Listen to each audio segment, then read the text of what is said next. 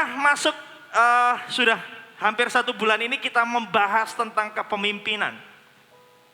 Ini adalah minggu terakhir kita membahas tentang tema kepemimpinan. Seringkali kalau tema kepemimpinan diberikan, kadang-kadang kita berpikir bahwa ini khotbah, ini firman Tuhan bukan buat saya karena saya bukan pemimpin. Saya mau kita mengerti sungguh-sungguh bahwa ketika kepemimpinan atau tema kepemimpinan itu diberikan, itu bukan hanya untuk orang yang mendapatkan atau sedang menduduki jabatan atau posisi sebagai pemimpin, enggak. Tapi untuk semua kita, karena semua kita dipanggil sebagai seorang pemimpin. Amin. Ada satu kebenaran yang saya ingin semua kita terima sama-sama hari ini, tentang kepemimpinan. Bahwa kepemimpinan seringkali adalah tema yang sangat penting. Kenapa? Karena di dalam kepemimpinan itu seringkali Tuhan melakukan kehendak-Nya. Ikuti saya dulu. Di Hakim-Hakim pasal yang ke-6 kalau saudara baca, bercerita tentang orang Israel yang sedang menghadapi penjajahan dari orang Midian. Bangsa Midian. Alkitab seringkali cerita ketika orang Israel meninggalkan Tuhan, maka mereka diserahkan kepada bangsa yang lain. Dan waktu itu orang Israel diserahkan kepada bangsa Midian. Sering terjadi di mana ketika mereka menuai, tuaian mereka diambil oleh orang-orang Midian. Mereka begitu menderita luar biasa, dan akhirnya mereka berdoa kepada Tuhan. Mereka minta dilepaskan. Mereka minta pembebasan. Mereka minta dimerdekakan, ditolong sama Tuhan. Di tengah kesesakan itu mereka berdoa kepada Tuhan. Dan kita sudah tahu ceritanya bahwa Tuhan selalu mendengar doa kita. Tuhan dengar doanya orang Israel dan Tuhan berkehendak untuk memulihkan keadaan Israel. Tuhan berkehendak untuk membebaskan orang Israel. Apa yang Tuhan lakukan ketika Tuhan sudah berkehendak itu? Tuhan tidak goncangkan, Tuhan tidak langsung sekonyong-konyong habisi orang Midian, enggak. Tuhan tidak langsung buat perkara yang spektakuler luar biasa, enggak. Apa yang Tuhan lakukan pertama kali? Tuhan ketemu dengan seseorang dan Tuhan mau membangkitkan dia untuk menjadi seorang pemimpin. Tuhan ketemu sama pribadi yang namanya Gideon. Untuk Gideon ini dibangkitkan menjadi pemimpin. Untuk memimpin bangsa ini keluar dari penjajahan orang Midian. Saudara, percaya atau tidak percaya, ini kebenarannya bahwa ketika Tuhan ingin melakukan kehendak-Nya, seringkali Tuhan membangkitkan seorang pemimpin. Ketika Tuhan ingin melepaskan orang Israel dari perbudakan Mesir, Tuhan bangkitkan Musa. Ketika Tuhan mau bawa masuk orang Israel ke tanah Kanaan, Tuhan bangkitkan Yosua. Ketika Tuhan, dan ini yang saya percaya, ketika Tuhan mau memulihkan sebuah generasi, Tuhan membangkitkan pemimpin. Dan saya berdoa itu adalah saudara. Ketika Tuhan mau memulihkan sebuah keluarga, apa yang Tuhan lakukan? Tuhan akan membangkitkan pemimpin di keluarga itu. Supaya pemimpin ini bisa melakukan kehendak-Nya. Dan pemulihan dari Tuhan itu bisa terjadi atas keluarga itu. Bahkan ini yang saya percaya. Ketika Tuhan ingin memulihkan hidup kita, Tuhan harus membangkitkan pemimpin di dalam diri kita. Halo. Untuk bisa berfungsi sebagai pemimpin dan akhirnya memimpin diri kita sendiri, baru pemulihan yang dari Tuhan baru bisa terjadi secara utuh dan sempurna. Ada amin. Tuhan ingin melakukan kehendak-Nya dan seringkali Tuhan membangkitkan seorang pemimpin. Lalu pertanyaan berikutnya, bagaimana caranya Tuhan membangkitkan pemimpin ini? Apa yang Tuhan lakukan ketika Tuhan ketemu sama Gideon supaya kepemimpinan atau pemimpin dalam diri Gideon itu bangkit? Karena sebelumnya Gideon bukanlah seorang pemimpin. Gideon sebelumnya bukan seorang yang pemimpin yang bisa memulihkan, tapi Tuhan ketemu sama Gideon dan Tuhan lakukan sesuatu dalam kehidupan Gideon sehingga kepemimpinan dalam kehidupan Gideon bisa bangkit. Apa yang Gideon lakukan? Dengan cepat saja. Yang pertama, coba lihat Hakim-Hakim pasal yang ke-6 ayat 11 dan 12. Hakim-Hakim pasal yang ke-6 ayatnya yang ke-11 dan 12 dikatakan seperti ini. Datanglah malaikat Tuhan dan duduk di bawah pohon terbantin di Ofra, kepunyaan Yoas, orang Abiezer itu. Sedang Gideon anaknya mengirik gandum dalam tempat pemerasan anggur, agar, garis bawahi kata ini, tersembunyi bagi orang Midian. Malaikat Tuhan menampakkan diri kepadanya dan berfirman kepadanya, demikian, Tuhan menyertai engkau, ya pahlawan yang gagah perkasa. Hal pertama yang Tuhan lakukan ketika Tuhan ketemu sama Gideon, Tuhan memperkenalkan kepada Gideon siapa dia sebenarnya. Memperkenalkan identitas Gideon sebenarnya, bahwa dia adalah pahlawan yang gagah berani. Dia adalah pahlawan yang gagah berani. Padahal waktu itu Gideon bukan lagi perang, saudara. Gideon lagi bersembunyi dari orang Midian. Tuhan memperkenalkan kepada Gideon siapa dia sebenarnya. Hal pertama yang Tuhan lakukan kepada Gideon adalah memperkenalkan identitas Gideon yang sebenarnya. Seorang pemimpin mengenal identitasnya. Saya bahas panjang sekali di ibadah yang pertama tadi. Saudara bisa ikuti nanti waktu living word-nya keluar. Poin utamanya adalah ini, bahwa identitas kita tidak ditentukan dari perkataan orang lain.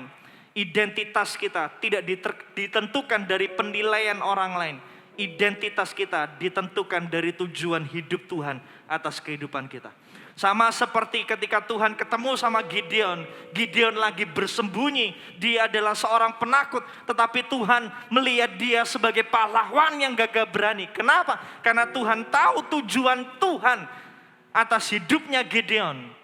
Dan tujuan itulah yang menentukan identitasnya Gideon. Tujuan kita sudah ada sebelum kita diciptakan. Sama seperti handphone ini, saya sudah anggap saja kalau saya pencipta handphone ini, saya harus sudah memikirkan buat apa handphone ini ada sebelum handphone ini ada. Saya harus memikirkan dulu tujuan handphone ini ada. Bahwa handphone ini akan bisa dipakai untuk telepon. Handphone ini bisa dipakai untuk main game, untuk nonton drakor. Wanita gak ada yang respon nih, kelihatan jaim supaya tidak ketahuan. Kalau pecinta drakor. Handphone ini bisa dibuat selfie. Bukan istri saya.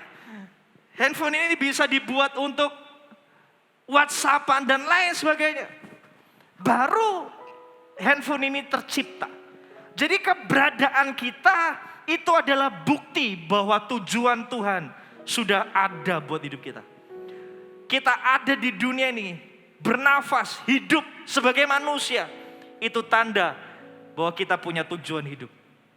Bukan tergantung dari penilaian dan perkataan orang lain. Nanti saudara bisa dengarkan lebih lanjut di ibadah yang pertama tadi. Lalu selanjutnya setelah Tuhan memperkenalkan identitasnya Gideon mengenal identitasnya, siapa dirinya sebenarnya. Dia bukan penakut, dia pahlawan yang gagah berani. Diceritakan lebih lanjut di Hakim-Hakim pasal yang ke-6 ayat 25 sampai 26. Sejauh ini saudara bisa mengikuti saya? Aman semua? Amin. Yang mengerti bisa anggukkan kepalanya sebentar. Oke. Hakim-Hakim pasal yang ke-6 25-26 diceritakan lebih lanjut setelah Tuhan menyebut Gideon pahlawan yang gagah berani, mengenalkan Gideon kepada identitasnya yang sebenarnya. Lalu Tuhan gak selesai dengan identitasnya. Tuhan gak selesai dengan dengan membangkitkan pemimpin dengan cara memperkenalkan identitasnya saja. Karena pemimpin bukan hanya sekedar orang yang mengenal identitas, bukan hanya sekedar itu. Tapi pemimpin adalah orang yang berani menerima tanggung jawab. Kita lihat Hakim-Hakim pasal yang ke-6 ayat 25 sampai 26. Pada malam itu juga Tuhan berfirman kepadanya, ambillah seekor lembu jantan kepunyaan ayahmu, yakni lembu jantan yang kedua, berumur 7 tahun. Perhatikan apa yang diperintahkan Tuhan untuk Gideon. Runtuhkanlah mezbah Baal kepunyaan ayahmu dan tebanglah tiang berhala yang di dekatnya. Kemudian dirikanlah mezbah bagi Tuhan Allahmu di atas kubu pertahanan ini dengan disusun baik. Lalu ambillah lembu jantan yang kedua dan persembahkanlah korban bakaran dengan kayu tiang berhala yang akan kau tebang itu. Tuhan bukan hanya sekedar memperkenalkan identitasnya Gideon, tetapi Tuhan memberi tanggung jawab untuk Gideon. Gideon disuruh untuk hancurkan mezbah Baal kepunyaan ayahnya dan mendirikan mezbah dan mempersembahkan korban kepada Tuhan. Saudara, untuk Gideon menerima tanggung jawab ini, resikonya adalah nyawanya sendiri. Seorang pemimpin bukan hanya sekedar mengenal identitasnya, tapi seorang pemimpin adalah seorang yang berani menerima tanggung jawab. Seringkali banyak orang tidak berani menerima tanggung jawab karena takut kehilangan harga dirinya dan kenyamanannya. Gideon harus keluar dari zona nyamannya.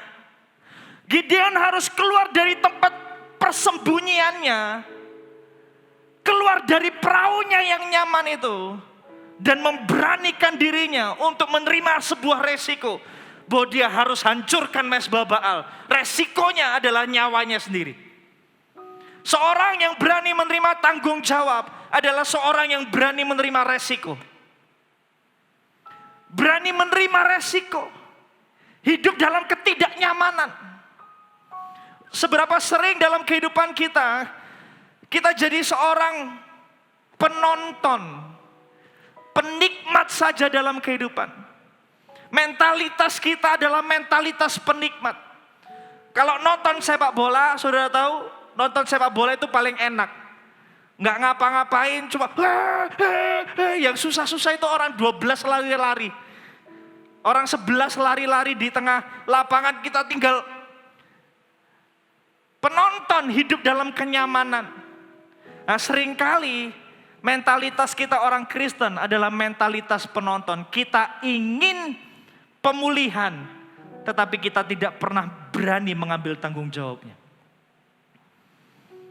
Gak pernah berani.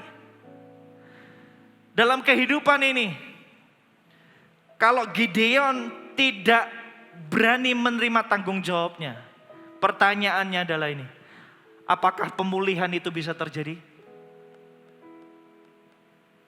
Kalau Gideon akhirnya berkata, enggak Tuhan, tanggung jawab ini terlalu besar buat aku. Aku enggak bisa. Aku enggak mampu. Lebih baik aku hidup gini-gini aja Tuhan. Lebih baik aku hidup dalam kenyamananku gini aja, harus gak peduli dengan apa yang terjadi sama bangsa dan negara kami. Gak peduli dengan apapun yang terjadi, ya sudah, kami layak menerima nasib kami. Daripada aku harus meresikokan nyawaku dengan meruntuhkan mezbah Baal itu. Kira-kira pemulihannya bisa terjadi gak? Gak bisa. Pemulihan dari Tuhan seringkali baru terjadi saat kita berani mengambil tanggung jawab. Dan uniknya di Hakim-Hakim pasal 6 ayat 25 sampai 26 itu, Tuhan tidak membuat Gideon menyalahkan orang tuanya.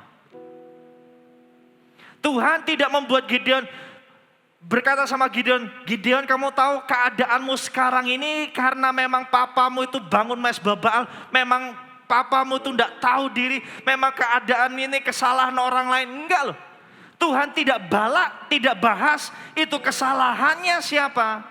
Tuhan cuma berkata, aku panggil kamu sebagai seorang pemimpin, ambil tanggung jawabmu sebagai seorang pemimpin, runtuhkan mesbah Baal, bangun mesbah yang benar bagi Tuhan. Berapa banyak orang dalam kehidupannya ketika masalah datang, yang terjadi apa? Mereka mulai lihat siapa yang bisa dijadikan kambing hitam. Siapa yang salah dalam masalah ini? Saya kok bisa dilahirkan di keluarga seperti ini? Ini pasti salah kakek saya. Ini pasti salah papa saya. Dengar saya bebek. Pemulihan tidak pernah terjadi dengan menyalahkan orang lain. Pemulihan dalam kehidupan kita tidak pernah terjadi kalau kita terus menuduhkan tangan kita kepada orang lain. Enggak. Pemulihan dan kehendak Tuhan dalam kehidupan kita baru bisa terjadi ketika kita mengambil fungsi sebagai seorang pemimpin dan berkata, aku akan ambil tanggung jawab ini. Aku akan mengerjakan bagianku. Apa yang Tuhan mau supaya pemulihan bisa terjadi. Kalau keluarga mau dipulihkan, suami nggak boleh menyalahkan istrinya. Suami harus berfungsi sebagai suami yang baik. Baru pemulihan bisa terjadi. Istri nggak boleh salahkan suaminya. Memang suamiku ini keturunan. Jangan disebut deh. Dengan mempersalahkan suami saudara, pemulihan tidak akan pernah bisa terjadi.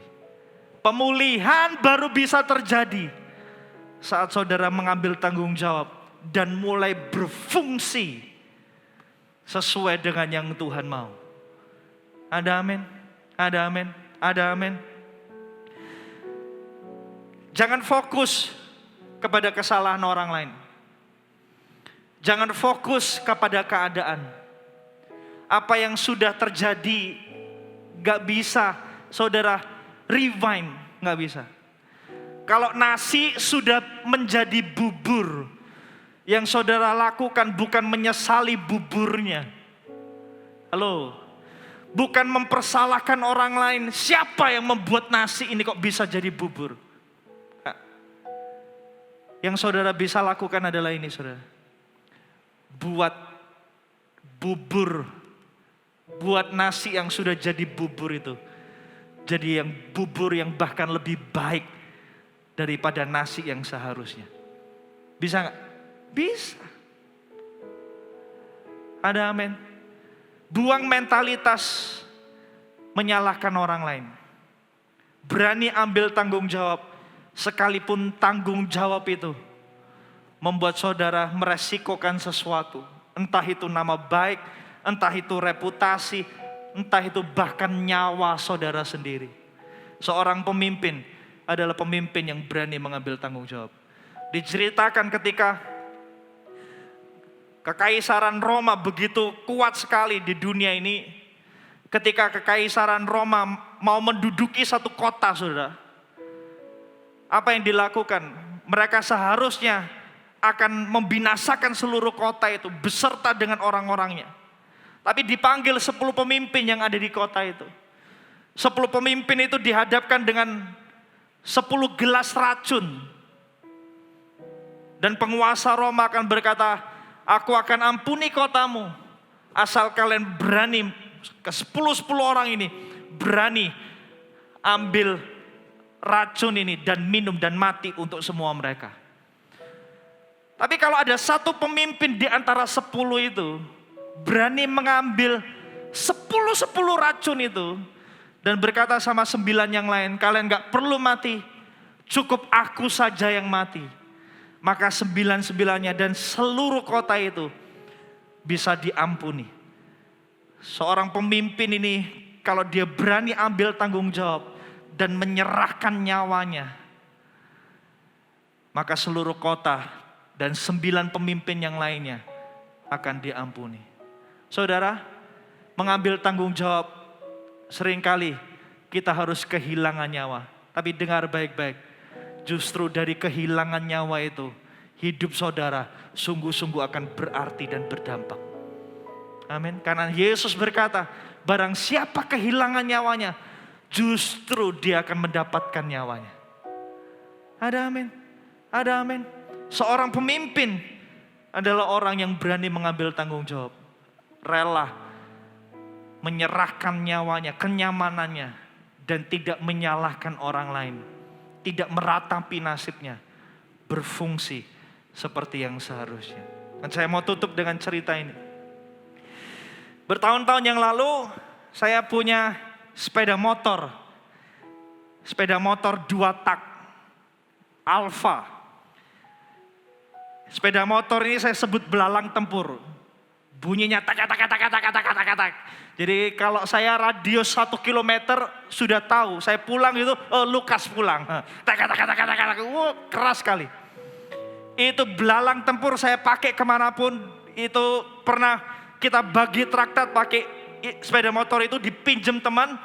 Yang terjadi adalah itu belalang tempur sepeda motor saya masuk ke kali, teman saya selamat. Luar biasa, dia relakan sepeda motor saya hanya untuk menyelamatkan diri. Tapi sepeda motor itu punya sadel yang cukup licin. Nah, zaman saya masih usia yang lebih belia dari sekarang. Sekarang masih juga belia, tapi dulu lebih belia. Itu saya biasa jadi antar jemput. Dan zaman itu kalau lawan jenis wanita minta gonceng sama saya, aturannya nggak boleh duduk gini, saudara, nggak boleh. Itu haram. Aturannya itu harus duduk samping gini, saudara. Lah masalahnya sadel saya itu cukup licin. Dia nggak berani pegang saya, teman wanita saya nggak berani pegang saya, dia cuma pegang yang di belakang. Pernah terjadi saya buru-buru antar, kita pergi ke satu tempat sama satu rekan, satu teman wanita saya. Terus saya cukup cepat, saya nggak lihat ada bemo di dekat di samping itu.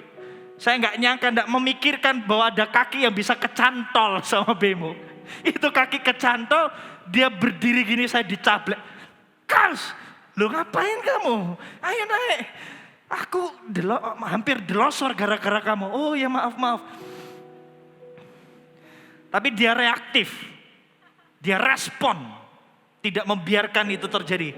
Kalau saya nggak ditampel, bisa-bisa saya tinggal dia di pinggir jalan. Di tengah jalan, bukan di pinggir jalan. Benar-benar tengah jalan. Nah, satu waktu ini yang terjadi, saudara. Saya mau pergi dengan satu jemaat wanita, kita mau berdoa sama-sama. Kita mau menuju satu tempat seperti biasa, saya jemput dia pakai belalang tempur saya.